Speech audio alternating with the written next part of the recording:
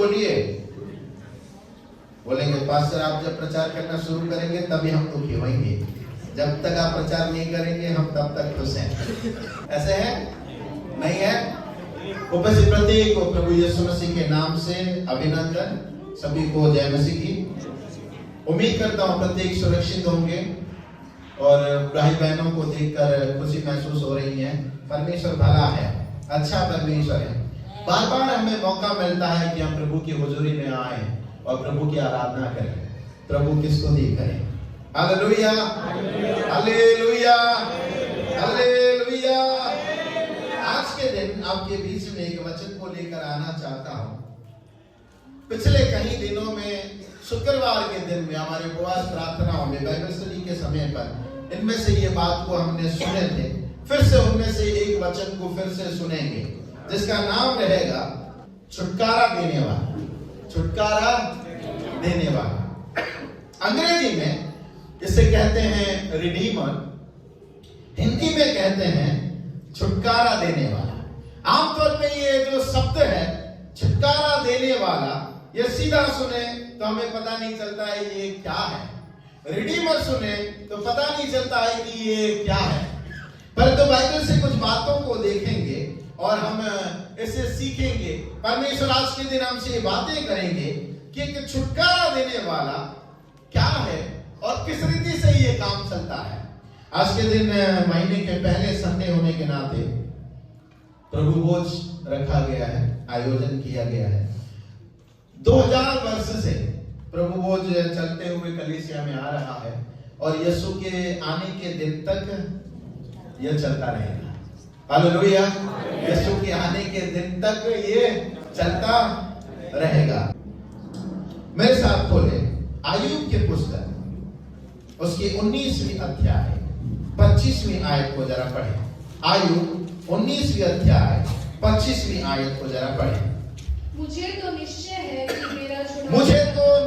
है कि मेरा छुड़ाने वाला नहीं। आयुब ये कहते हैं मुझे इस बात की निश्चिंतता है कि मेरे छुड़ाने वाला जीवित है। सब लोग मेरे साथ हैं? ध्यान देखें। आयुब कहते हैं मुझे तो निश्चय है कि मेरा छुड़ाने वाला जीवित है। मतलब मरे नहीं है, मरे नहीं है, वो जीवित है, मरे नहीं है, मर नहीं गए हैं पर वह जीवित है। कौन कह रहे हैं? कौन कह रहे हैं? आयुब। सब लोग मुझे देखें, कौन कह रहे हैं? आयुब कह रहे हैं मुझे छुड़ाने वाला जीवित है। कब कह रहे हैं? जब सब कुछ जिंदगी से चला गया, जब सब कुछ जिंदगी से चला गया। कौन कौन चले गए? बच्चे चले गए, संपत्ति चला गया। पहले अध्याय में लिखा हुआ उनके जो भी संपत्ति था, जो भी उनके पास जानवर थे, पशु थे, सब चले गए। दास दासी थे, चले गए। नौकर थे, चले गए। व्यापार थी, चली गई। सब कुछ चले जाने के बाद आयुब एक बात कहता है, मेरा छुड़ाने वाला तो जीवित है। Hallelujah, hallelujah. मेरा छुड़ाने वाला तो जीवित है। इस्राएलियों में छुड़ाने वाले का एक प्रथा था। इस्राएलियों में छुड़ाने वालों का एक प्रथा था। छुड़ाने वाले को यहूदी भाषा में गोआल कहते हैं। GOAL, गोआल कहते हैं। कभी कभी से गोएल भी कहते हैं। आल का उच्चारण भी होता है, एल का उच्चारण भी होता है। गोआल का इस्तेमाल होता है। उसी शब्द को यदि आप अंग्रेजी में देखेंगे तो अंग्रेजी में कहते हैं किन्समैन, KINSMAN, किन्समैन कहते हैं। गोआल या किन्समैन का या छुड़ाने वाला जो शब्द का जो अर्थ आपको दिखता है, इस्राएलियों के बीच में चलने वाला एक व्यवस्था, रीति रिवाज हमें सिखाती है कि कौन सा व्यक्ति समाज में छुड़ा सकता है, तो उसे बोलते हैं गोआल छुड़ा सकते हैं।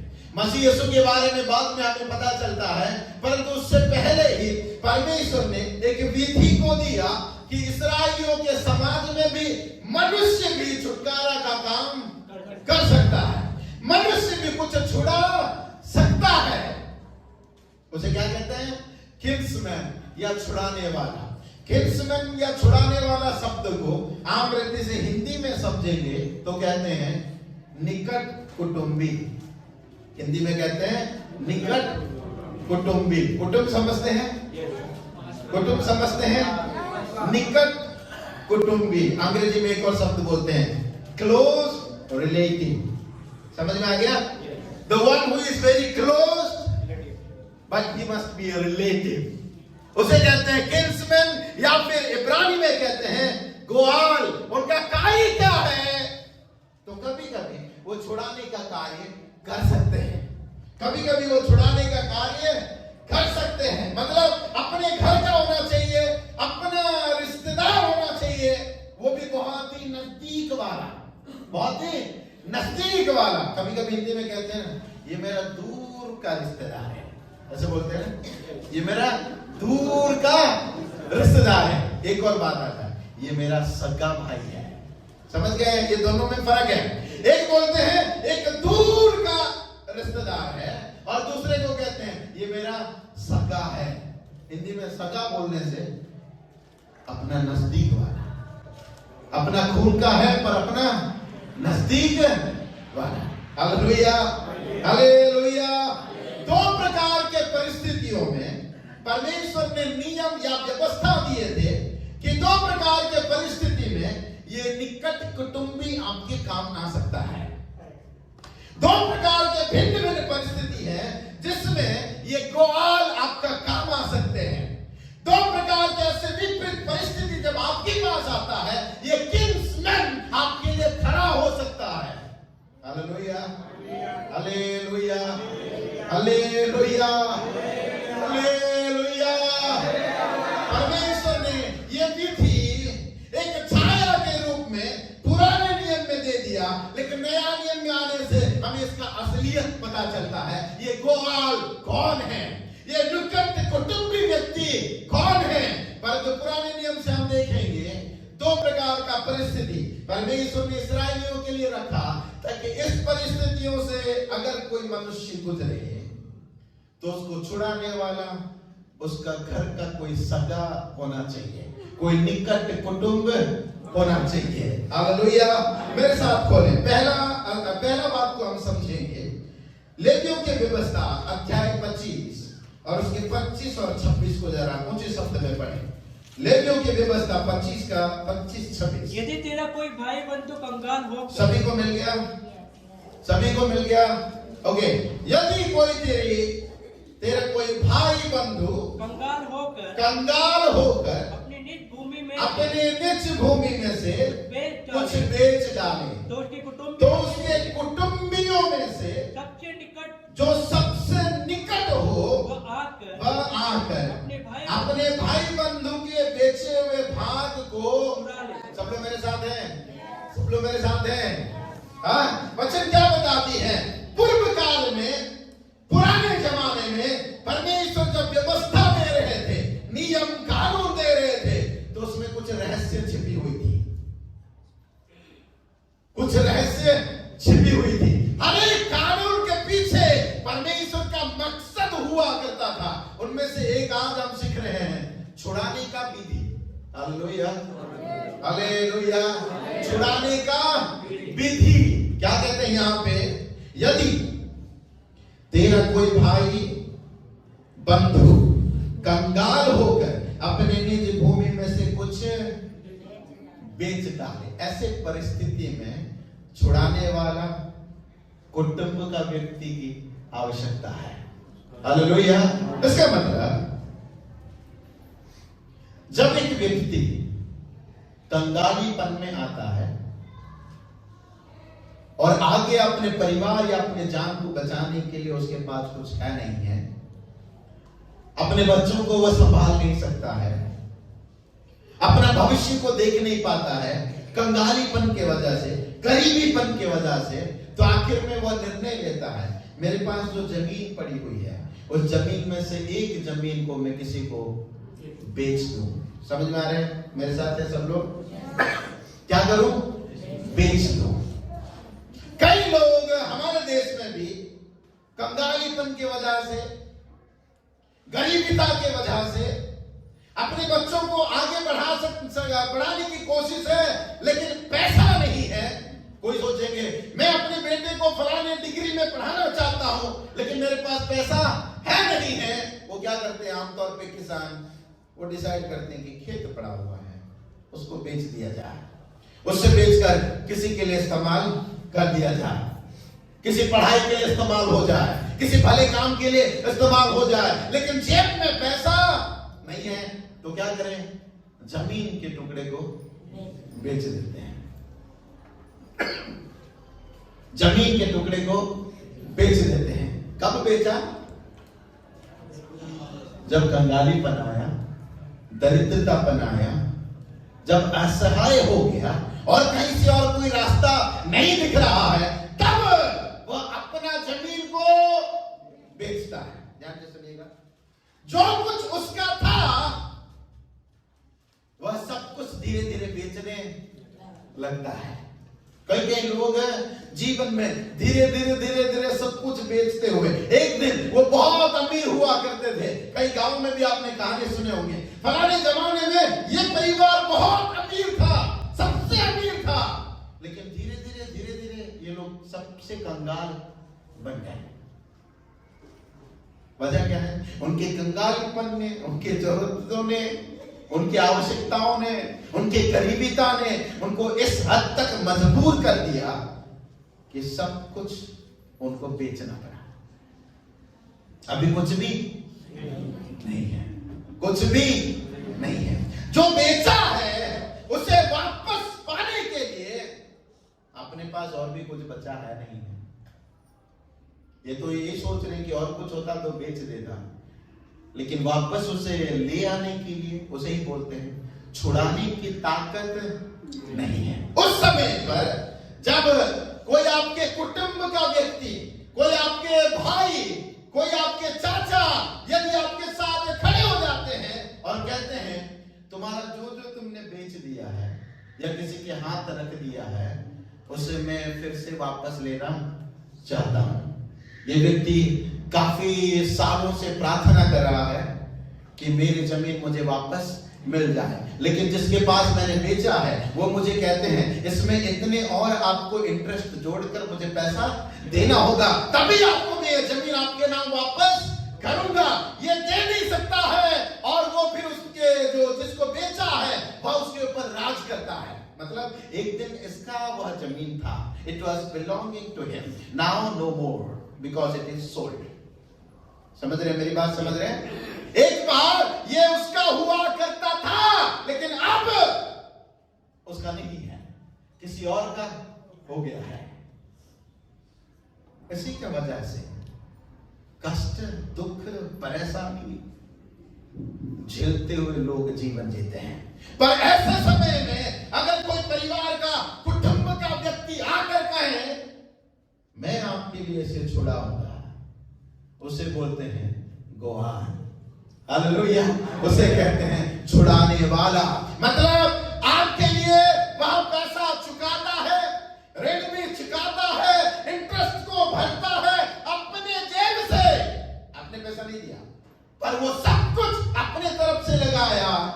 जिसको आपने बेचा था वह पैसा आपने खर्चा किया, लेकिन वह कुटुंबी आकर कहता है कोई बात नहीं, मैं आपको मदद करूंगा। आपसे 1 रुपए नहीं लिया, परंतु अपनी मेहनत की कमाई से, क्योंकि इसलिए करता है क्योंकि आप उसके सगे हो। सब लोग मेरे साथ हैं?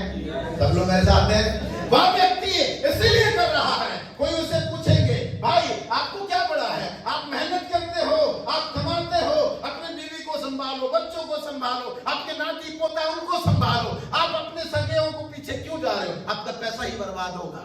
तो वो यहूदी कहेगा तुम्हें मालूम नहीं, ये मेरा परमेश्वर ने मुझे व्यवस्था दिया है।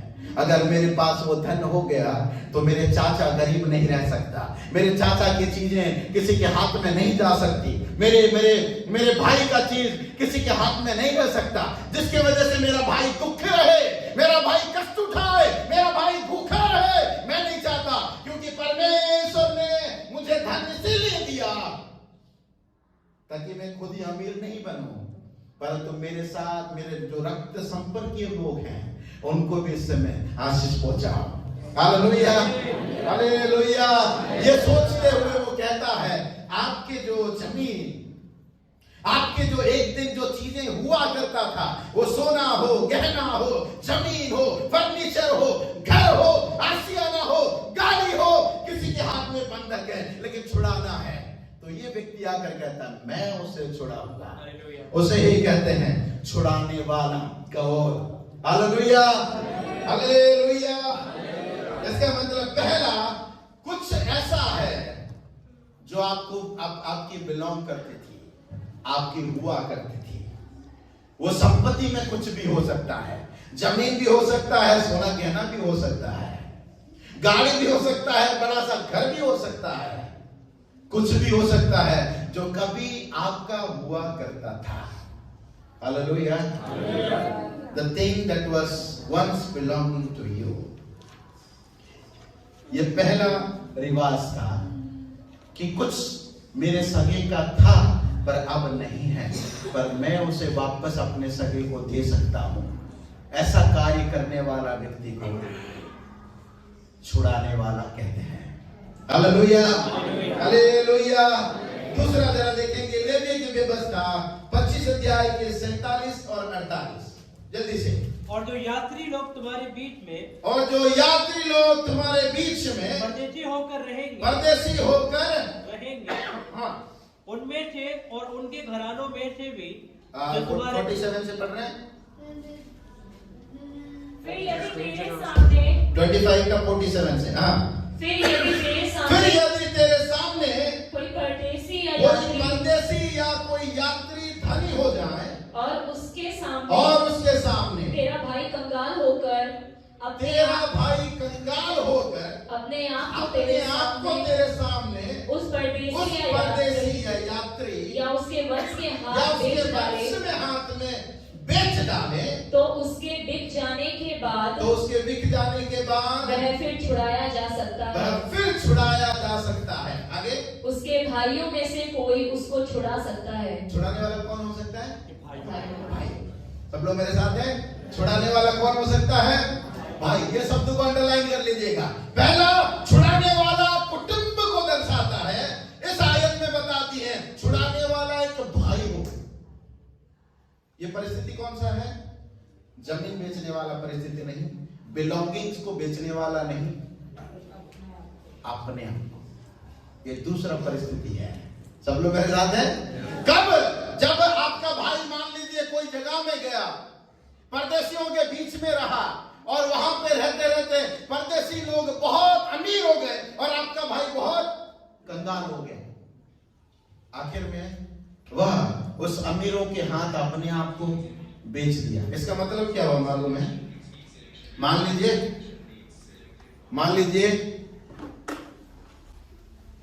इनके साथ मैं रहता हूं, ये बहुत अमीर होते हुए चले गए और मैं बहुत कंगाल होता हुआ चला गया। अब मेरे पास मेरे परिवार को चलाने के लिए कुछ है नहीं है। इनके पास में जाता हूं और कहता हूं आप मुझे 50,000 रुपए दे दीजिए, मैं आपका गुलाम बन जाऊंगा। ये क्यों कहते हैं मालूम है? ताकि ये 50,000 मैं लेकर अपने मिसेस को दूंगा ताकि वे हमारे बच्चों की परवरिश कर सके और मैं इनके घर में जाके सेवा करूंगा, इनके खेत में काम करूंगा, इनके बर्तनों को धोऊंगा, इनके गाय बैलों को संभालूंगा, इनके जो भी खेत का काम होगा वो मैं करूंगा। मतलब क्या हुआ? अपने आप को मैंने 50,000 में बेच दिया। मैंने घर का सामान नहीं बेचा, अपने आप को बेचा। ये दूसरा परिस्थिति है। सब लोग मेरे साथ समझ रहे हैं? बाइबल को समझने वाले लोग ध्यान से समझ रहे हैं। छुटकारा का अर्थ है पहला, आप अपने बिलोंगिंग्स को बेच देते हैं। आप आजाद हैं, आप आजाद हैं, आप अपने घर में रहते हैं, आप कहीं पे भी घूमते फिरते हैं, अपनी मर्जी में चलते हैं क्योंकि आपने चीजों को बेचा है। परंतु दूसरे स्थिति में आप अपने आप को बेचते हैं।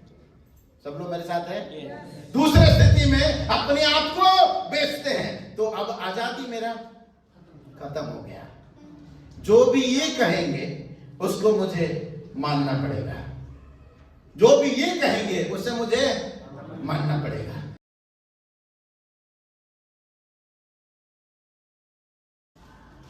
बोला सर 2 साल हो गया हम अलग, मेरा पत्नी कहीं है और मैं कहीं। मैंने बोला प्रार्थना करो और जल्दी से वो संस्था को छोड़ दो, दूसरा जगह ढूंढो, दूसरा सेवक ढूंढो, सही वचन शिक्षा देने वाला व्यक्ति को ढूंढो। बाइबल क्या कहता है? जिनको प्रभु ने एक किया, जोड़ दिया, उनको कोई मनुष्य। जब फैमिली की बात आती है ना, मैं बहुत इमोशनल होता हूँ। आप लोगों सबको पता होगा ये बारे में। पति पत्नी को कोई अलग नहीं करना, कैसा भी गलती भी कर दिया, कैसे भी किया, हमारी मेंटालिटी हमेशा यही होना चाहिए कि एक दूसरे को क्षमा करते हुए साथ रहना है, क्योंकि ऐसा करते हुए हम प्रभु के राज्य को धरती पर स्थापित करते हैं। ये बात आपको समझ नहीं आएगा। ऐसा करते हुए परमेश्वर के राज्य, स्वर्ग राज्य को हम धरती पर स्थापित करते हैं, क्योंकि हम भी किसी के दुल्हन हैं, है ना? ये शैतान है जो बार बार हमें अलग करने की कोशिश करता रहता है, लेकिन प्रभु बार बार हमारे पीछे आते हैं। पवित्र आत्मा बार बार हमारे जीवन में कार्य करते हैं। ये पवित्र आत्मा क्यों कार्य कर रहे हैं? वो याद दिलाते हैं, आप दुल्हन हो, आपका दूल्हा आपको लेने के लिए आने वाला है। Hallelujah, hallelujah. हम कलीसिया के साथ विवाह करने के लिए यीशु मसीह हमारा दूल्हा बनकर आने वाला है, यही बाइबल सिखाती है।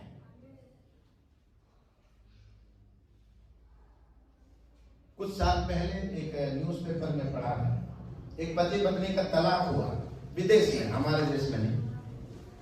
तो जज साहब ने पूछे उनसे, पति से, कि आप तलाक क्यों देना चाहते हैं?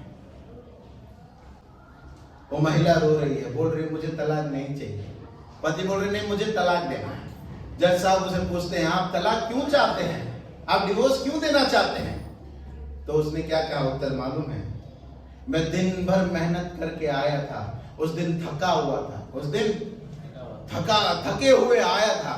मैं सोचा था कि अच्छा डिनर मिलेगा, अच्छा रात्रि का भोजन मिलेगा, रात में खाने के लिए अच्छा खाना मिलेगा, लेकिन ये मेरी पत्नी कहीं काम पे नहीं जाती है, घर में रहती हैं, लेकिन फिर भी पति का कोई परवाह नहीं है। उस दिन उन्होंने सब्जी में मिर्ची ज्यादा डाला था, तो सब्जी में मिर्ची ज्यादा डाला, इसीलिए कोर्ट तक पहुंचे और बोलते हैं इसको तलाक देना है। कितना बुद्धि है, सोच रहे कितना बुद्धि है। सब्जी में मिर्ची हो गया या थोड़ा नमक ज्यादा हो गया, इसीलिए मैं उसे पढ़ते हुए सोच रहा था, तुझे जिंदगी भर जो भी पत्नी मिलेंगे, जो भी औरत मिलेंगे, ज्यादा ही ज्यादा मिर्ची खिलाएंगे। समझ गए? ज्यादा ही ज्यादा मिर्ची खिलाएंगी, जान पूछ के करेंगे। बार बार तलाक देते रहे और आपके संपत्ति को वो लूटते रहे, क्योंकि तलाक में संपत्ति आपको बांटना पड़ता है। चलिए बात की बात है। Hallelujah, hallelujah. एक बार अपने संपत्ति को आपने बेचा और दूसरी बार अपने आप को जब आप बेचते हैं, अपने आप को अगर बेच दिया तो फिर दोबारा उसे पैसा चुकाने की आपके पास ताकत नहीं है। सब लोग मेरे साथ है, सब लोग मेरे साथ है। इसके इस समय पर आपको एक व्यक्ति का आवश्यकता होता है जिसे कहते हैं ग्वाल, छुड़ाने वाला। Hallelujah, hallelujah. अगर वह कुटुंबी आपके पास नहीं आता उदारता से, यानी अपने मन से अगर नहीं आता, विलिंगली अगर नहीं आता, इसका मतलब क्या है? आप जब तक आपको छुड़ाने वाला आपके पास ना आए तब तक आप बंदिश में हैं, बंधन में हैं, आपके पास आजादी नहीं है।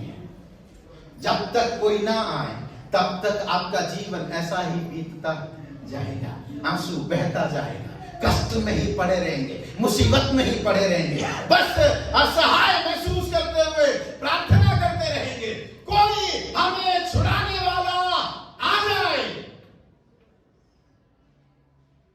इस्राएलियों बार बार अपने संपत्ति को बेच बेचा करते थे, बार बार अपने आप को भी अन्य देवी देवताओं के सामने भी बेचा करते थे, तब परमेश्वर ने नियम डाल दिया था कि आपको ऐसे लोगों को आपके अपने आप को ही छुड़ाने वाला होना चाहिए। आपके कुटुंब में कोई व्यक्ति हमेशा खड़े होने वाला होना चाहिए। ऐसा नहीं है कुटुंब में कोई बेच दिया अपने आप को, आप धनवान बनते जा रहे हैं, आप ताकतवर बनते जा रहे हैं, लेकिन आपका घर का कोई भाई किसी का गुलाम बना हुआ है। परमेश्वर ने पहले से ये नियम दिया, आप अगर आजाद हैं तो आपका भाई गुलाम नहीं रह सकता। सब लोग मेरे साथ हैं? अगर आप आजाद हैं तो आपका भाई गुलाम नहीं रह सकता। अगर आप आनंद में हैं तो आपका भाई दुखी नहीं हो सकता। आपको उसके लिए काम करना होगा। अन्य जातियों में भाई भाइयों में लड़ाई क्यों होता है? क्योंकि वचन नहीं पहुंचा है।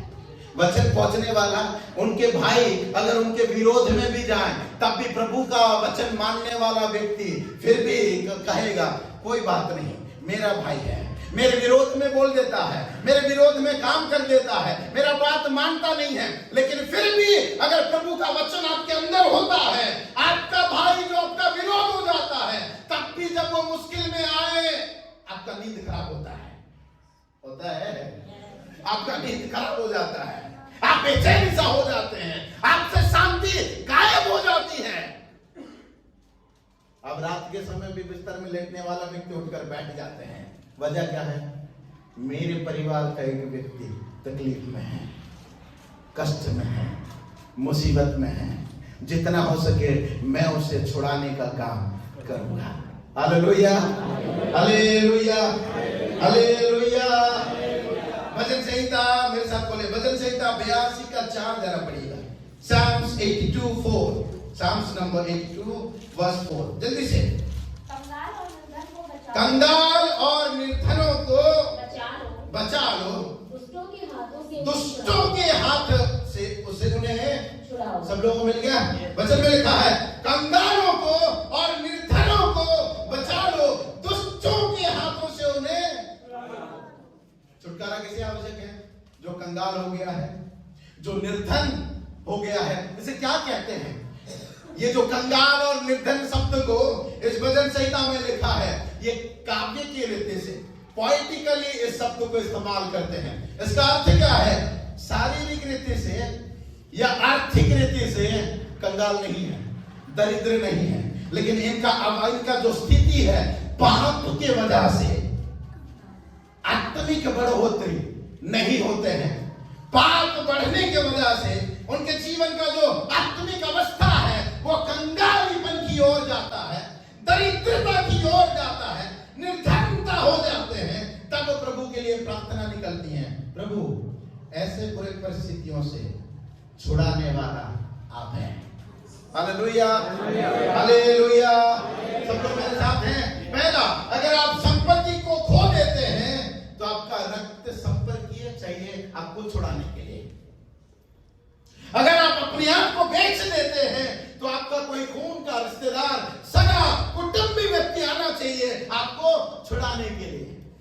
लेकिन जब आत्मिकता में कोई कंगाल हो जाता है, दरिद्र हो जाता है, तो उसको छुड़ाने वाला केवल आत्मिक ही होना चाहिए। Hallelujah, hallelujah, hallelujah. आत्मिकता में ये नीचे की ओर धकेलता हुआ जा रहा है। ये आत्मिकता की कंगाली में, दरिद्रतापन में पैसा नहीं चलेगा। सब लोग मेरे साथ हैं? पैसा नहीं चलेगा, धन नहीं चलेगा। धन से, संपत्ति से आप इसके कंगालीपन को दूर नहीं कर सकते हैं। इसके लिए एक छुड़ाने वाला की आवश्यकता है। Hallelujah, hallelujah. एक और वचन को पढ़े, यिर्मयाह 20 अध्याय 20 उसके 13वीं आयत को जरा पढ़िए। यिर्मयाह अध्याय 20 उसके 13वीं आयत, जल्दी से। यहोवा के लिए गाओ, यहोवा के लिए गाओ, यहोवा की स्तुति करो, यहोवा की स्तुति करो, क्योंकि वह दरिद्र जन के प्राण को कुकर्मियों के हाथों से बचाता है। किसके प्राण? किसके प्राण?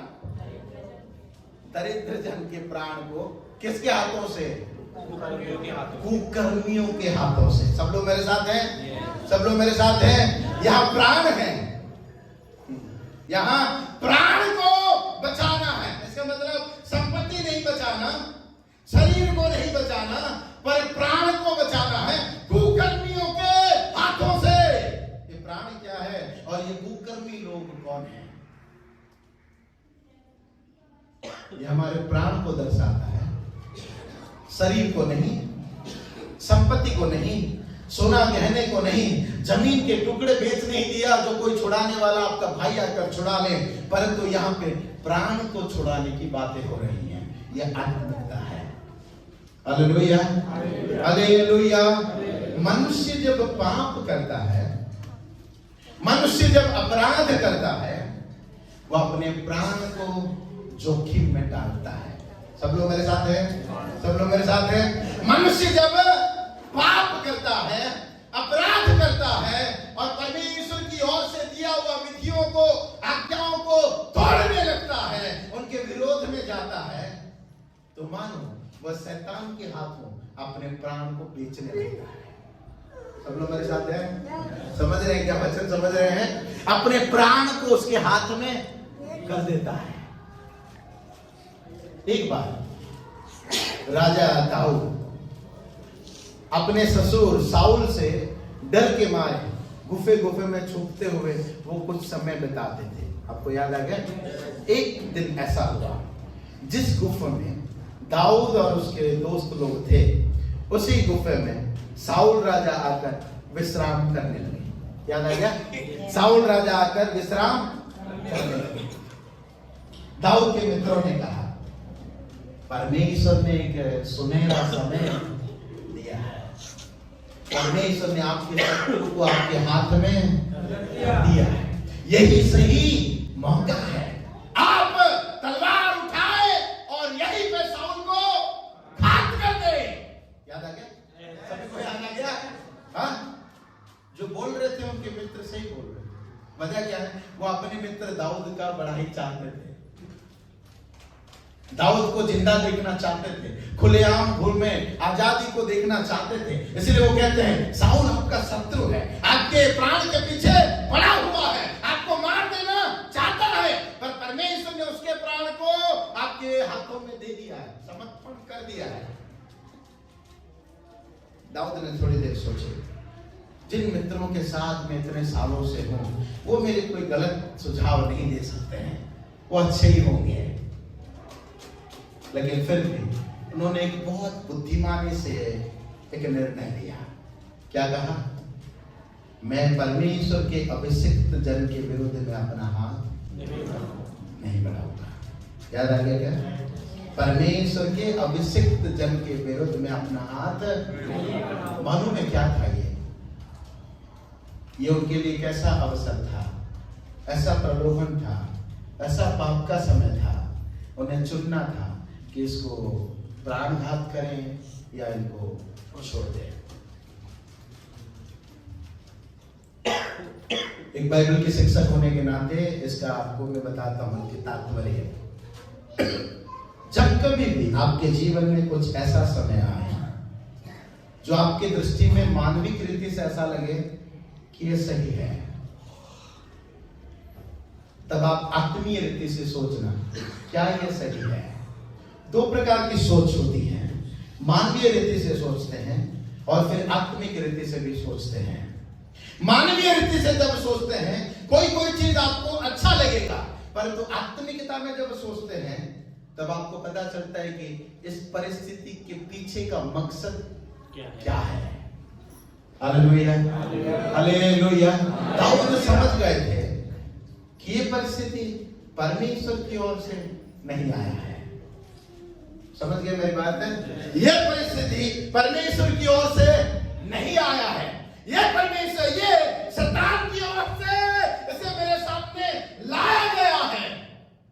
मित्र लोग एक तरफ सोच रहे थे, उनको लगा कि परमेश्वर लाए हैं, परंतु दाऊद आत्मिक होने के नाते वो सोचते हैं ये परिस्थिति मेरा परमेश्वर ने नहीं लाया, ये परिस्थिति मेरे विरोधी शैतान की ओर से आया हुआ है। इसका मतलब क्या है मालूम है? दाऊद केवल उस दिन का नहीं देख रहे थे, आने वाले सालों का देख रहे थे।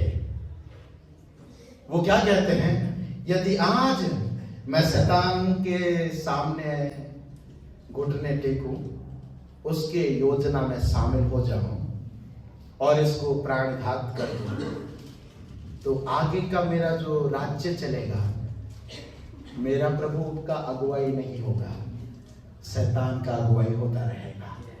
समझ गए मेरी बात? समझ गए क्या? समझ गए? आज यदि मैं शैतान के परिस्थिति लाया हुआ परिस्थिति में गिर जाऊं, उसके बाद को मैं सुन लूं, तो मेरे लिए जो परमेश्वर ने अगला जो सालों रखे हैं इस्राएलियों के ऊपर राज करने के लिए, मुझे अगुवाई पवित्र आत्मा का नहीं मिलेगा, लेकिन शैतान बार बार मेरी अगुवाई करेगा। मैं उसके हाथ अपने प्राण को कभी नहीं देना चाहता। हालेलुया। समझ गए क्या? मेरी बात समझ गए तो ताली बजाकर एक बार प्रभु को धन्यवाद दो। कभी कभी परिस्थिति आपके सामने ऐसा आएगा कि आपको लगेगा ये भला है, अच्छा है, कर लो, लेकिन आत्मिकता में सोचेंगे तो पता चलेगा ये जो चीज है प्रभु ने नहीं लाया है, ये शैतान की ओर से लाया है। अगर मैं आज मान लूं तो बार बार वो मुझे मनाता रहेगा, मुझसे ये काम करवाता रहेगा, मुझे लगता रहेगा कि मैं आत्मिक काम कर रहा हूं, लेकिन आत्मा मुझे बताते रहेंगे कि ये प्रभु का काम नहीं है। Hallelujah, hallelujah. यिर्मयाह के वचन यहाँ पे लिखा गया है, वहां दरिद्र जन का प्राण को कुकर्मियों के हाथों से बचाता है। शरीर नहीं, संपत्ति नहीं, प्राण को बचाने का काम परमेश्वर का है। Hallelujah, hallelujah. प्राण को बचाने का काम परमेश्वर का है। एक और आयत को जरा देखें, रूत उसके 4 अध्याय के 14वां आयत, रूत 4:14। जल्दी से जरा, बाइबल में है आपके बाइबल में रूत प्रकाशित वाक्य से पहले है। नगर की स्त्रियों ने तब स्त्रियों ने नाओमी से कहा, उस युवा का आभार हाँ मानो जिसने तुम्हें ऐसा पुत्र दिया। हाँ, युवा करे वह इस्राएल में प्रसिद्ध हो। आमीन। यहोवा धन्य है जिसने तुझे आज छुड़ाने वाले कुटुंबी के बिना नहीं छोड़ा। समझ गए सभी लोग? छुड़ाने वाले कुटुंबी के बिना नहीं छोड़ा। किसको कह रहे हैं? नगर के स्त्रियों ने जमा हो गए किसके पास? नाओमी के पास। नाओमी दुखी है, नाओमी दुखी है, बुरा परिस्थिति है, और नाओमी चाहती है कि उनका एक जमीन का टुकड़े को बेचे, टुकड़े को बेचे। अगर आप पूरे 4 अध्याय पढ़ेंगे तभी आपको पता चलता है, नाओमी जब मोआब देश से लौटकर अपने बहू रूत के साथ जब वो बेतलहम लौट आती हैं, वहां पे उनको जीने के लिए, रहने के लिए तकलीफ होने लगती है। तब नाओमी एक डिसीजन लेती है, क्या है? मेरे पति का जमीन है, उसमें से मैं एक टुकड़ा बेच दूं, एक टुकड़ा बेच दूं। तभी समय की कमी की वजह से तभी एक व्यक्ति वहां आते हैं और वो कहते हैं, मैं आपका कुटुंब हूं, मैं आपका ग्वाल हूं, आपके जमीन को मैं छुड़ाऊंगा, आपके जमीन को मैं छुड़ाऊंगा। आपके बेटा खत्म हो गया है, महलोल खत्म हो गया है, 10वीं आयत में महलोल खत्म हो गया है, खिलियोन खत्म हो गया है, रिमेलक खत्म हो गया है। आपके घर में कोई और पुरुष नहीं है, पर आपके पुत्र बधू है, उसके विवाह किसी से कराना है। वो कहते हैं एक व्यक्ति है, वो बोआज आकर आपको छुड़ा लेंगे। ध्यान से सुनिएगा, जमीन भी छुड़ा लेता है और उनके परिवार को भी छुड़ा लेते हैं। जमीन को भी छुड़ा लेते हैं और परिवार को भी छुड़ा लेते हैं। कौन बनता है बोआज? छुड़ाने वाला, कुटुंबी, अपना घर का व्यक्ति है। वो आकर कहता है, मैं विवाह करूंगा और मैं एक नाम दूंगा। जब उनका विवाह होता है, एक बेटा होता है, उनका नाम रखा जाता है ओबेद। जब वो ओबेद का नाम रखने का दिन आता है तो बेतलेहम की महिलाएं आती हैं और कहते हैं, परमेश्वर का नाम धन्य हो, क्योंकि आपको परमेश्वर ने छुड़ाने वाला का बिना नहीं छोड़ा है, आपके लिए छुड़ाने वाला नियुक्त किया है। Hallelujah, hallelujah, hallelujah. बोआज उनके लिए छुड़ाने वाला बनकर आया। अगर वो नहीं आते तो वो जमीन भी सब बिक जाती, परिवार का नामो निशान भी मिट जाता। सब लोग ध्यान से सुनेगा। वो जमीन भी छुड़ाने आया तो मनुष्य को भी छुड़ाने आया। जगत में जब मनुष्य जीता है, केवल जमीन ही नहीं बेचता है, अपने आप को ही नहीं बेचते हैं।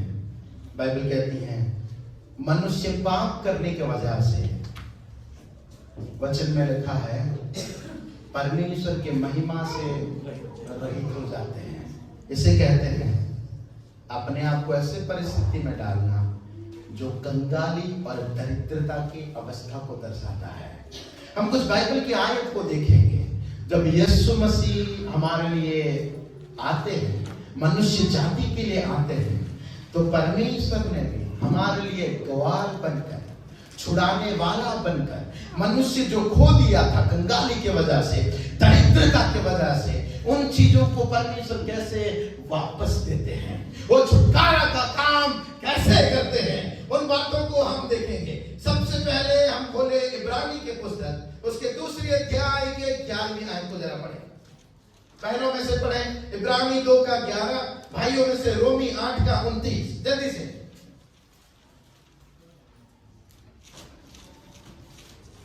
क्योंकि पवित्र करने वाला, क्योंकि पवित्र करने वाला और जो पवित्र किए और जाते जो हैं, पवित्र किए जाते हैं, सब एक ही मूल सब से हैं। एक ही मूल से, मतलब एक ही घर से है। फिर आगे इसी कारण इस कारण वह उनके भाई वह, बहन से नहीं मतलब लग जाता।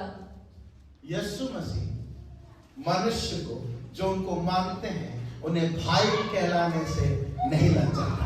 हालेलुया।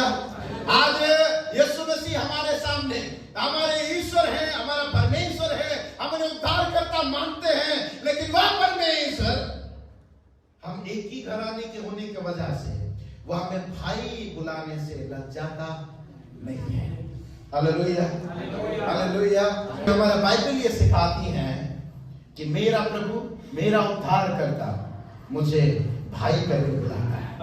हालेलुया, मुझे अपना भाई करके बुलाता है। रोमी को पढ़िए, रोमी को पढ़िएगा। और उसके बाद बहनों में से मरकुस 3 का 34-35 पढ़िए, पढ़िए। क्योंकि जिन्हें उसने पहले से जान लिया, उन्हें पहले से ठहराया कि उसके पुत्र के स्वरूप, ताकि वह बहुत भाइयों में समझ गए? बहुतों भाई कौन है उसमें, हम भी शामिल हैं। हालेलुया। मसीह यीशु जब पुनरुत्थित हो रहे थे, इसका मतलब दूसरे भी उनके स्वरूप, उनके भाइयों का भी पुनरुत्थान होना अवश्य है। वे भाई बहन कौन है? तो हम हैं। Hallelujah, hallelujah. छुड़ाने वाला कौन होना चाहिए? निकट कुटुंबी। यीशु मसीह धरती में जब आए तो उन्होंने वो निकट कुटुंबी बनकर आते हैं और अपना परिचय देते हैं, मैं तुम्हारा भाई हूं।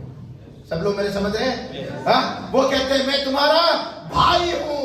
बहुतों के लिए पुनरुत्थान होने का पहला था मैं हूं, मेरे बाद मेरे भाइयों का पुनरुत्थान भी होगा। मतलब यीशु मसीह स्वयं परमेश्वर होने के बावजूद मनुष्य सृष्टि को ये कहते हैं तुम मेरे भाई हो, तुम मेरे भाई हो। मरकुस में पढ़िएगा, मरकुस में पढ़िएगा। और उन पर जो उसके आसपास बैठे थे, हाँ जी, करके कहा, देखो देखो और मेरे भाई ये हैं। यीशु ने क्या कहा? जब लोगों ने आकर, एक बार वो प्रचार करते समय जब लोगों ने आकर कहा, गुरु आपके माता, आपके भाई, आपके बहन आपसे मिलने आए, याद आ गया? लोगों ने कहा आपके माँ, आपके बहन, आपके भाई लोग आपसे मिलने आए हैं। तब तुरंत यीशु ने कहा, जो उनको सुन रहे थे उन सबकी ओर दिखाते हुए कहा, ये जो मेरे वचन सुन रहे हैं, मेरे पिता की इच्छा को पूरे कर रहे हैं, ये मेरे भाई बहन और माता है। कुटुंब को दिखा रहे थे। समझ में आ रहा है क्या मेरी बात है? किसको दिखा रहे थे? एक कुटुंब को दिखा रहे थे। स्वर्ग से आए थे, मनुष्य बनकर आए। मनुष्य इसलिए बनकर आ रहे थे ताकि उनका भी एक कुटुंब हो। शरीर से जन्मा नहीं, आत्मा से जन्मा। हालेलुया। शरीर से जन्मा नहीं, आत्मा से जन्मा। और जो आत्मा से जन्मा है उन्हें कहते हैं हम सब मसीह में एक है। Hallelujah, hallelujah. हम एक ही घराने के हैं, एक ही कुटुंब के हैं। इसका शुरुआत किसने किया? तो यीशु ने। नियम यहूदियों को दिया गया। ये यहूदी के घर में एक दूसरे को कुटुंब बन जाते थे, छुड़ाने वाला बन जाते थे, निकट कुटुंबी होकर गोवाल बनते थे, किंग्समैन बनते थे। लेकिन अब यीशु मसीह जब धरती पर आए, पूरे धरती के लोगों को वो अपना कुटुंब मान लेते हैं। जो कोई उनको विश्वास करता है, परमेश्वर की कुटुंब का बात लेकर आकर कहते हैं यूहन्ना के बारे में, जितनों ने उसे ग्रहण किया, उस पर विश्वास किया, उन सबको परमेश्वर ने उन्हें पुत्र होने का अधिकार दिया। कुटुंब को दर्शा रहा था। समझ रहे मेरी बात? समझ रहे हैं? आज का वचन समझ रहे हैं? छुड़ाने वाला परदेसी नहीं होना चाहिए। छुड़ाने वाला कोई दूर का रिश्तेदार नहीं चाहिए। छुड़ाने वाला अपने कुटुंब का होना जरूरी है। इसलिए परमेश्वर ये रिश्ता को ला रहे थे कि मेरे पुत्र पर विश्वास करोगे तो जैसा मेरा पुत्र है तुम भी मेरे पुत्र बनोगे। वैसा यीशु कह रहे हैं, जो मुझे विश्वास करते हैं, मैं लज्जाता नहीं हूं ये कहने के लिए कि तुम मेरे भाई हो। मेरा वचन जो मानते हैं, मैं लज्जाता नहीं हूं कहने के लिए कि तुम मेरी बहन हो, तुम मेरे माता हो। हालेलुया। कुटुंब को परमेश्वर और पुत्र दोनों ही दिखा रहे थे कि मैं ऐसे ही नहीं आया, मैं परदेसी होकर नहीं आया, मैं फलाने देश का होकर नहीं आया, मैं तुम्हारे बीच में आया, तुम्हारा अपना बनकर। मैं तुम्हारा भाई हूं। Hallelujah, hallelujah. जब ये आए तब उन्होंने हमें हर एक अलग अलग बातों से कुटुंबी होकर छुड़ाना शुरू किया। लूका 19 का 10 जरा पढ़िएगा। लूका 19 का 10 बहनों में से और भाइयों में से। गलातियों 3 का 13 और 14 जल्दी से। क्योंकि मनुष्य का पुत्र खोए हुओं को ढूंढने और उनका उद्धार करने। उसका मतलब क्या हुआ? यहूदियों के रिवाज पता चल गया, खो गया था। क्या? दरिद्रता के वजह से, कंगालेपन के वजह से आप कुछ खो दिए थे अपने जीवन से। लेकिन यीशु जब आते हैं, कहते हैं मैं आया उसे ढूंढने के लिए, मैं आया उसे बचाने के लिए। क्या बनकर आया? कुटुंबी बनकर आया। सब लोग मेरे साथ हैं? क्या बनकर आए? कुटुंबी बनकर आए। क्या बनकर आए? भाई बनकर आए। क्या बनकर आए? परिवार का सदस्य बनकर आए, ताकि आपने जो कुछ खो दिया था उसे मैं वापस तुम्हें लौटा सकूं। Hallelujah, hallelujah. अगला आयत को पढ़िएगा, जल्दी से पढ़िए। हाँ जी, वह हमारे लिए श्रापित बना, हमें मोल लेकर व्यवस्था के श्रापों से छुड़ाया। कहां से छुड़ाया? बोलिए, कहां से छुड़ाया? मोल लिया। हमें क्या किया? मोल लिया। इसका मतलब क्या हुआ? मनुष्य ने पाप में अपने आप को बेच दिया था। क्या बेचा था? सोना गहना नहीं, शरीर को नहीं, अपने प्राण को बेचा था। उसे मोल लेने वाला एक कुटुंब की आवश्यकता थी, एक घर वाले की आवश्यकता थी। उसके बगैर आप छुड़ाए नहीं जा सकते हैं। कहां से आया ये विधि? पुराने नियम में परमेश्वर ने विधि को दिया था कि छुड़ाने का कार्य शुरू से आपको ऐसे करना है। ये तुम्हारे लिए छाया स्वरूप है, लेकिन एक दिन वास्तविकता आएगा। मेरा पुत्र आएगा, तुम्हारे सारा खोया हुआ, सब कुछ वो तुम्हें वापस करेगा। Hallelujah, hallelujah. वो लेकर हमें श्रापों से छुड़ाया। किससे? व्यवस्था के तरफ। इसका मतलब क्या हुआ? पहले तो श्राप नहीं था। जब पाप नहीं था तो श्राप भी नहीं था। जब पाप नहीं है तो श्राप नहीं है। पाप है तो श्राप है। पाप बढ़ता जाता है तो जीवन में श्राप में झगड़ते हुए जाते हैं। लेकिन 2000 पहले आपका और मेरा प्रभु यीशु आए, हमें श्राप से मोड़ लेकर छुड़ा लिया। हालेलुया। वो कुटुंब भी बनकर इसीलिए आया ताकि मनुष्य को, जिस मनुष्य को परमेश्वर ने अपने स्वरूप में बनाए थे, अपने प्रतिरूप में बनाए थे, जैसा परमेश्वर महिमा में भरे थे वैसा ही मनुष्य को महिमा में भरे हुए थे। महिमा रहित नहीं बनाया था, महिमा के साथ बनाया था। लेकिन पाप की वजह से वो एक एक चीज को खोने लगा और वो खोया हुआ चीज को अपनी कंगालीपन, दरिद्रपन से कभी भी छुड़ा नहीं सकता था। इतना असहाय था कि अपने नग्न शरीर को भी ढकने का उसके पास सामर्थ्य नहीं था। वो सुबह अपना शरीर ढकता तो दोपहर तक पत्ते मुरझा जाते और उसके शरीर दिखाई देते। छुड़ाने वाले की जरूरत पड़ गई थी। Hallelujah, hallelujah.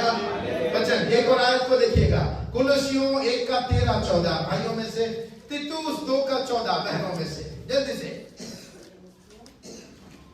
जिसने अपने आप को हमारे लिए दे दिया, जिसने अपने आप को हमारे लिए दे दिया कि हमें हर प्रकार के कि हमें हर प्रकार के अधर्म से छुड़ा ले। नहीं है, उसी ने हमें अंधकार के वश से कहां से छुड़ाया? अंधकार से। इसका मतलब पहले जब परमेश्वर ने आदम को सृष्टि किया, मनुष्य को सृष्टि किया, जीवन में अंधकार की बातें नहीं थी। लेकिन पाप किया तो अंधकार में चलता गया। पाप किया तो अंधकार जीवन में बढ़ती चली गई। यीशु जब आए तो वचन में कहते हैं कुलसियों में, वो अंधकार के वश से हमें छुड़ाने के लिए आया। तीतुस को पढ़िए अभी, तीतुस 2 का 14। जिसने अपने आप को हमारे लिए दे दिया, कि हम हर प्रकार के। अभी धीरे धीरे आइएगा इस बात में, बात की प्रकाशन को देखते जाइएगा। शुरुआत हुई थी अपने भाई के, बंधु के, कुटुंब को छुड़ाने के बारे में। जमीन बेचा है तो क्या देंगे? पैसा देंगे। अपने शरीर को बेच दिया है तो पैसे देंगे, कीमती चीजें देंगे। ध्यान से सुनिएगा, हाँ, कीमती चीजें देंगे। छुड़ाने का विधि का क्या था? आप जमीन दिए हैं तो कभी कभी जमीन के बदले में आप जमीन देंगे।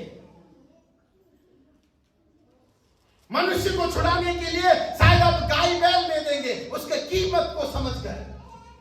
50,000 लिया है तो हमारे पास 50,000 नहीं है, परंतु हमारे पास 70,000 के गाय बैल है, आप ले लीजिए। तो व्यक्ति खुशी से ले लेगा और मनुष्य को छोड़ देगा। कोई आकर बोलेगा मैंने इससे 50,000 में ये अपने आप को बेचा है, अगर ये मुझे 80,000 देगा तो मैं इसे छोड़ दूंगा, रिहाई कर दूंगा, आजाद कर दूंगा। कोई उसका भाई आकर कहता है भाई मेरे पास पैसा तो नहीं है लेकिन सोना पड़ा हुआ है, आप ले लीजिए और मेरे भाई को छोड़ दीजिए। वो सोना 70,000 का लेते हुए उस गुलाम को छोड़ देता है। कैसे हो रही थी? कुछ देकर उसे छुड़ा रहे थे, जमीन दे रहे थे, पैसे दे रहे थे, कुछ बहुमूल्य पत्थर दे रहे थे, कुछ सोना चांदी दे रहे थे, कुछ कीमती चीजें दे रहे थे ताकि आप जमीन छुड़ाओ, घर छुड़ाओ, मनुष्य को छुड़ाओ, गाय बैल को छुड़ाओ। छुड़ाने की प्रथा थी। लेकिन तीतुस में आते हैं तो प्रभु जब हमारे छुटकारा का काम करते हैं तो वहां पे लिखा है वह अपने आप को देते हैं। सब लोग मेरे साथ हैं, समझ रहे क्या? इस भेद को, पुराने जमाने में जो भेद परमेश्वर ने दिया इस्राएलियों को शायद समझ नहीं आया, लेकिन नया नियम के विश्वासियों को यह समझना जरूरी है। हमारा छुटकारा का कार्य परमेश्वर यीशु अपने आप को देकर हमें छुड़ाते हैं। एक और बात पढ़िए, जिसने अपने आप को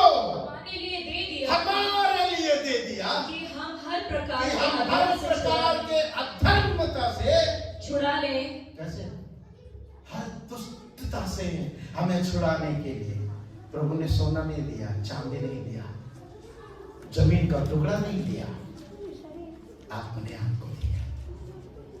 हालेलुया, हालेलुया। हमारा छुटकारा अपने आप को देते हुए हमें दिया है। सबसे पहली बात, हम जो जो चीजें खो गए थे, खो दिए थे, उस सब को हमें वापस करने के लिए परमेश्वर यीशु मसीह आए। उसे ही बोलते हैं छुटकारा का काम पूरा करने आए। लूका ये बताते हैं जक्काई के घर में, मैं इसीलिए आया ताकि जो खोया हुआ उसे ढूंढूं और उसे बचाऊं, इसीलिए मेरा आना हुआ। मैं कुटुंबी बनकर आया, मैं भाई बनकर आया, मैं अपने घर के रिश्तेदार बनकर आया। हम सब भाई हैं, हम सब एक ही परिवार के हैं। यीशु ये कहते हुए बता रहे थे कि मैं तुम्हें श्रापों से छुड़ाने आया, मैं तुम्हें अंधकार के वश से छुड़ाने आया, मैं तुम्हें हर प्रकार के दुष्टता से छुड़ाने आया। एक और बात है भाइयों में से, लूका 13 का 11 से 13, बहनों में से लूका 15 का 32। जल्दी से पढ़े, लूका 13 का 11 से 13। और देखो एक स्त्री थी, और देखो एक स्त्री थी जिसे 18 वर्ष जिसे 18 वर्ष से दुर्लभ करने वाली दुष्टात्माएं लगी थी, दुर्बल करने वाले दुष्टात्माएं थी, और वह कुबड़ी और वह कुबड़ी हो गई थी, किसी रीति से सीधी नहीं हो सकती थी। किसी भी रीति से सीधी हो नहीं सकती थी। यीशु ने उसे देखकर यीशु ने उसे देखकर कहा और कहा हे नारी, नारी, तू अपनी दुर्बलता से तो अपनी दुर्बलता से छूट गई। दुर्बलता से क्या क्या है, तो अपने दुर्बलता से यहाँ चंगी हो गई नहीं बोलते हैं। सब लोग मेरे साथ है क्या? इसलिए वचन सीखना जरूरी है। 18 वर्ष से कुबड़ी है, ये ऐसे कुबड़ी बोलते हैं ना, धीरे धीरे झुक गई है। 18 वर्ष से किसी भी रीति से सीधी नहीं हो सकती। 18 साल से नीचे की ओर झुकते हुए जिंदगी को जी रही है। मतलब जन्म से नहीं, पर कुछ ऐसा समय आया, बचपन में अच्छा जिंदगी था। यहाँ पे क्या शब्द लिखा है? महिला है, नारी है, नारी है, स्त्री है, उम्र सही है। मतलब बचपन में तो अच्छी थी, जवानी में भी शायद अच्छी थी, लेकिन धीरे धीरे दुर्बलता की आत्मा ऐसे प्रबल हुआ, उस व्यक्ति को धीरे धीरे झुका दिया। आपके जीवन की यात्रा अच्छे से चल रहा है, चलते चलते आनंद मनाते कोई दुर्बलता का आत्मा आकर आपको ऐसे धीरे नीचे की ओर झुकाता है, आप किसी भी रीति से ऊपर सीधे नहीं खड़े हो सकते। इसका मतलब क्या है मालूम है? उत्तम स्वास्थ्य को आप खो देते हैं। क्या कहते हैं? उत्तम स्वास्थ्य को खो देते हैं। किसके वजह से? कुछ ना कुछ गलत है, कुछ ना कुछ पाप है, कुछ ना कुछ अपराध है, कुछ ना कुछ बीमारी अंदर आया है, जिसके वजह से आप उत्तम स्वास्थ्य को खो बैठते हैं। उत्तम स्वास्थ्य को खोने वालों के लिए चंगाई नहीं, यहाँ पे छुटकारा चाहिए। सब लोग मेरे साथ हैं? This is not about healing, but it is about redemption. Healing से बिल्कुल ये अलग है। कई लोगों के लिए हम प्रार्थना करते हैं, पर चंगाई नहीं हो रही है। वो प्रार्थना नहीं जरूरी, उन्हें छुटकारा की जरूरत है। हालेलुया, उन्हें छुटकारा की जरूरत है। वो झुकी हुई है, परंतु कोई चंगाई नहीं है। कितने भी दवाई खा रही है, नहीं हो रही है। स्वास्थ्य दिन भर दिन घटता जा रहा है। वजह क्या है? दुर्बलता करने वाली आत्मा उनके ऊपर है। अब कुछ भी दवाई खिलाई, कुछ नहीं है। ऐसों के लिए प्रभु का वचन कहता है कि छुटकारा की जरूरत है। Hallelujah, hallelujah, hallelujah. यीशु ने उसे देखा प्रचार करते समय। 18 वर्ष से ये कुकड़ी है, झुकी हुई है, सीधे नहीं हो पा रही है। यीशु ने क्या कहा? यीशु ने उसे क्या कहा? पढ़िए पढ़िए, एक बार पढ़िए। यीशु ने उसे देखकर कहा और कहा हे नारी, अपनी दुर्बलता से छूट गई। तुम अपने दुर्बलता से क्या हो गई? सब लोग मेरे साथ हैं? क्या हो गई? चंगी हो गई। नहीं बोल,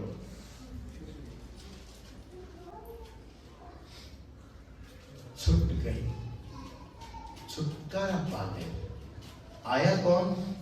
कुटुंबी बनकर यीशु आया। एक दिन पाप नहीं था तो उत्तम स्वास्थ्य भी था। पाप आने के बाद बीमारी भी आया, दुर्बलताएं भी आए, लेकिन उससे हमें छुटकारा की आवश्यकता मानकर यीशु मसीह हमारी कुटुंबी बनकर धरती पर आए, ताकि वह हमें छुड़ा सके, उत्तम स्वास्थ्य दे सके। आखिर में एक और आयत को लूका 15 के 32 जरा पढ़िएगा। परंतु अब आनंद कर और मगन हो जा, क्योंकि यह तेरा भाई मर गया था, फिर जी गया है, खो गया था, अब मिल गया है। Hallelujah, hallelujah. 2 बेटे थे, सब इसकी कहानी को पता है। 2 बेटे में से एक बेटा अपने पिताजी का आधे संपत्ति को लेकर चला जाता है, उड़ा देता है। फिर बाद में जब जिस जगह में रहता है वहां अकाल पड़ने के बाद अपने पिताजी को स्मरण करता, अपने घर स्मरण करता है और लौट कर आ जाता है। तब उनका पिता उनके लिए बड़ा भोज तैयार करते हैं, उनको अच्छा कपड़े पहनाते हैं, अंगूठी पहनाते हैं, जूते पहनाते हैं, सब कुछ कराते हुए बड़ा भोज, बड़ा पार्टी देते हैं। उनका बड़ा भाई आकर बहुत नाराज हो जाते हैं, मेरे लिए तो आपने कुछ नहीं किया, ये जो आपके साथ सब कुछ लूट लिया, उनके लिए आप इतना बड़ा भोज बना रहे। तब पापा एक बात कहते हैं, तेरा भाई मर गया था, अब वो जी गया है। तेरा भाई खो गया था, वो मिल गया है। छुटकारा जब तक नहीं होगा तब तक मरे हुए परिस्थिति हम जीवन की ओर नहीं आ सकते, खोए हुए परिस्थिति से हम मिल नहीं सकते।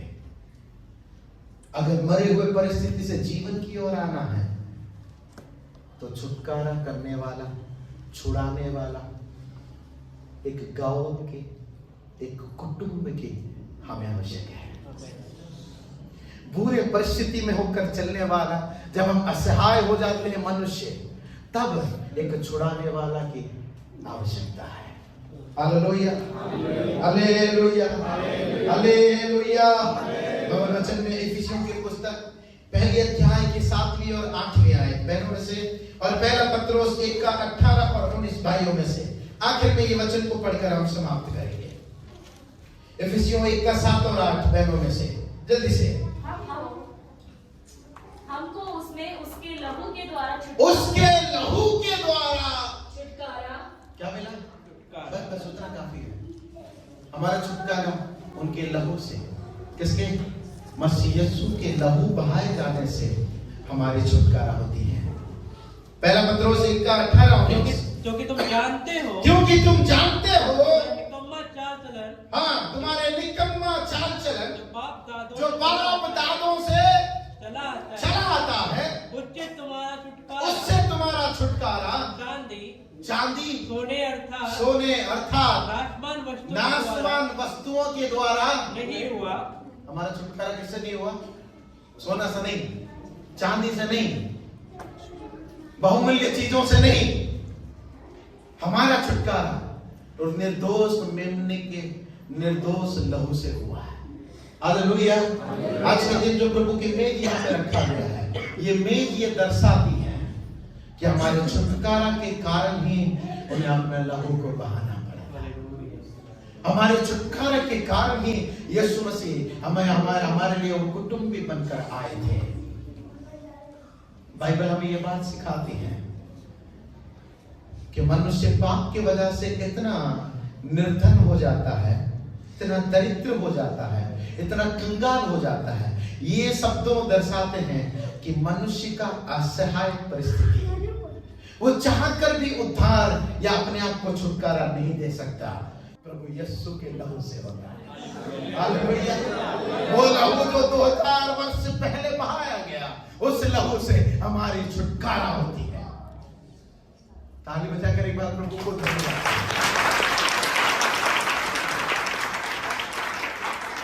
बात को याद रखें, परमेश्वर ने विधि की शुरुआत हजारों वर्ष पहले ले दिया, उसकी वास्तविकता अपने पुत्र के जरिए हम तक सामने प्रकट किया। मैंने जो तुम्हें व्यवस्था दिया था, वो व्यवस्था का असली अर्थ यही है। जगत के सभी लोगों का छुटकारा परमेश्वर चाहते हैं, परंतु वो किसी और से नहीं हो सकता, केवल मसीह यीशु के द्वारा हो सकता है। वही हमारे लिए छुटकारा देने वाला। इसलिए हम कहते हैं He is my redeemer. That is the reason when Job was praying to the Lord, he said that I know for sure that my redeemer is alive. वापस आ जाइए आयोग की पुस्तक में, उस आयत को पढ़ते हुए प्रभु की स्तुति करेंगे और वचन को हम यहाँ पे समाप्त करेंगे। आयोग 19 का 25 को जरा पढ़िएगा, जल्दी से पढ़िए, अंग्रेजी में, हिंदी में, जो भी भाषा है उसमें पढ़िए। मुझे निश्चय है मेरा छुड़ाने वाला जीवित है। बस कितना है? अंग्रेजी में क्या है? For I know that For I know that my Redeemer lives. my Redeemer lives. Is alive. समझ गए? मेरा छुड़ाने वाला मेरा कुटुंब का, मैं एक दिन उसका कुटुंब का नहीं था, लेकिन जब वो आया मुझे अपने कुटुंब में शामिल किया। हालेलुया। मैं तो दूर था, कोसों दूर था, मैं अपने जीवन को जी रहा था, मेरा एक अलग घराना था, पापी घराना था, मैं संसार के घराने में जी रहा था, लेकिन जब यीशु मेरे पास आए, उन्होंने मुझे बुलाया, तुम मेरे भाई हो, हालेलुया, तुम मेरे बहन हो, तुम मेरे माता हो। ये कहते हुए परमेश्वर भी कह दिया, मेरा पुत्र एक है, पर उसके ऊपर जो विश्वास करता है मैं उसे भी अपना पुत्र बनाता हूं। इन आयतों से पता चलता है कि हम परमेश्वर के एक ही कुटुंब के हैं। हालेलुया। और छुड़ाने वाला कोई कुटुंब का ही होना चाहिए था। हालेलुया। यीशु कहते हैं, मैं जो पवित्र हूं और जो पवित्र होने वाले हैं, आपको मैं भाई कहलाने से नहीं डर जाता। I am not ashamed of calling you brothers, sisters, mothers, for I am here to redeem you. Only a kinsman had the authority of redeeming their own people. मैंने दो प्रकार की स्थिति को आपके सामने रखा। जमीन बिक जाएगा तो कुटुंब की जरूरत है, अपने आप को बेच देते हैं, कुटुंब की जरूरत है, प्राण को बिक जाए तब भी कुटुंब की जरूरत है, परंतु वो मनुष्य नहीं, स्वयं परमेश्वर है। हालेलुया। 2000 वर्ष पहले यही शरीर लेकर हमारे पास आए, आपका और मेरा उद्धार करता।